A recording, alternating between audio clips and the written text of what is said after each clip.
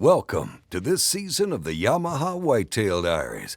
Well, last season Wade accepted a new challenge hunting with a handgun. Let's take a look back at two of Wade's hunts. First up, a pop-up blind that looked promising.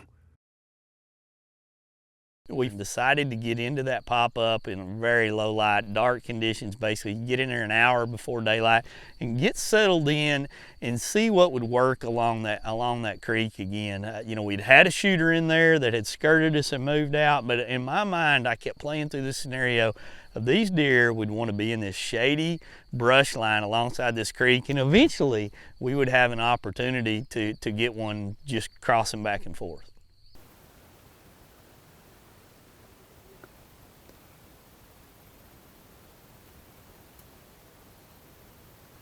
The deer were moving this morning, and I mean, it was really setting up the way that I like to see a setup go down. As I'm sitting there and I'm trying to get a shot, this deer kind of slides in at literally about 15 yards, and he cuts across, going from right to left, and then he kind of cuts across, and I mean, I'm on him, but he's quartering away really hard, a shot that I just would not take, in any situation.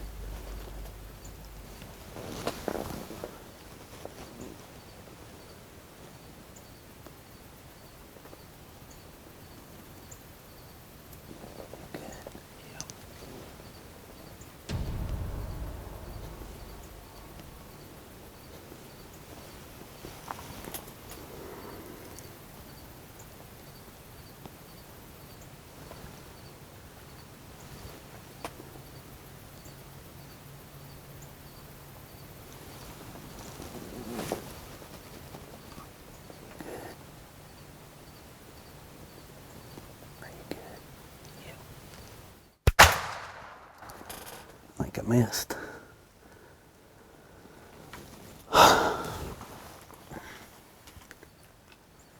I think I missed that shot. Oh, dadgummit. I don't know. I really think I pulled that shot.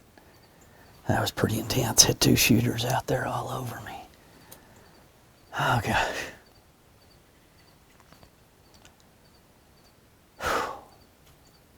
Man, we had these two great 8 points come in right there. They milled around. Got him out there about, I don't know, probably 35, 40 yards.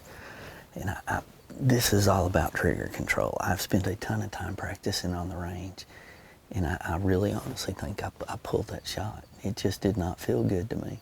In my mind, I missed, and I saw the reaction of the deer and thought, man, I missed. And we went back and looked at the footage, and there was one brief point there where we thought maybe, that I had hit this deer back. But you couldn't see it. You just could not define what you were seeing, and there was no hair. There was no blood. There was nothing. And, if you asked around camp, if there was 10 people in there, 9.5 out of 10 would say that was a miss. You whiffed. We don't know where you missed. We don't even know where you hit, but it's a miss. But that's not the way that we like to do it and what we want to do. So we started, a pretty thorough search.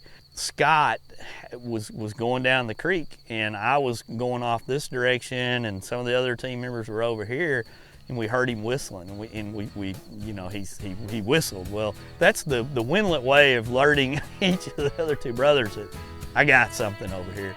And lo and behold, on the other side of that creek, he'd spotted that deer. This is a testament to having friends to come help you find a deer. When I took that shot, the first thing that popped into my mind was, I totally missed that deer. And but when we got back and looked, this right here is where I got him at. And the thing about it is, there's no blood. I mean, we never found blood. We're I don't know, 500-600 yards away. And to find this deer, it was a total team effort of people getting out and helping and walking around and looking.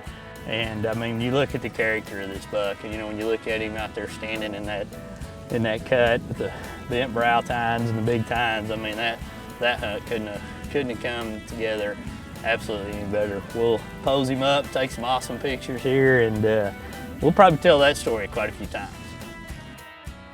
congrats to Wade on taking that buck with the Performance Center Model 629 Stealth Hunter in .44 mag.